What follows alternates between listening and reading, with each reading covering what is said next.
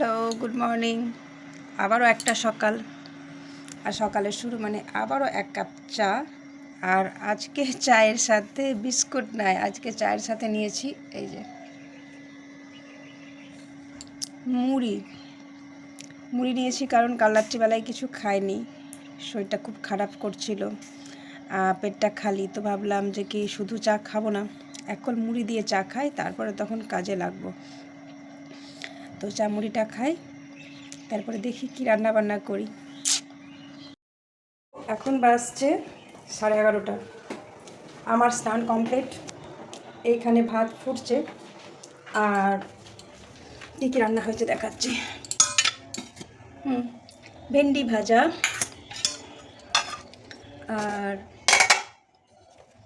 এটা হচ্ছে ছাঁট, মুরগির ছাঁট, পা, আরও কী কী সব যাই হোক, এটা হচ্ছে ছাঁট। সজনে ডাঁটা পোস্ত দিয়ে, আর এটা হচ্ছে ডাল, মুসুরির ডাল পেঁপে দিয়ে। তো এই হচ্ছে আজকে রান্না বান্না। একটু ছোলা শাক ছিল, ছোলা শাকটা কালকের শাকটা ফ্রিজে করতে ভুলে গেছি, শাকটা খারাপ হয়ে গেছে, কালকে খেয়ালই নিলাম শাকটা ফ্রিজে পড়তে। তো যাই হোক, এখনও কাজ বাকি আছে, এখনও কমপ্লিট হয়নি, শীত শেষের দিকে। তো শীত শেষ মানে আমাদের প্রচুর কাজ থাকে, ভারী ভারী সোয়েটার জ্যাকেট সমস্ত কিছু কাঁচা, সেগুলো আলমারিতে সেট করে ঢোকানো।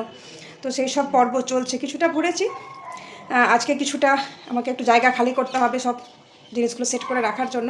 তো যাই হোক, এবার আমি এখন আলমারি আর জামা কাপড়ের পেছনে লাগবো। তো রান্নাবান্না হয়ে গেছে, আজকের মতন এই পর্যন্তই। রাধে রাধে।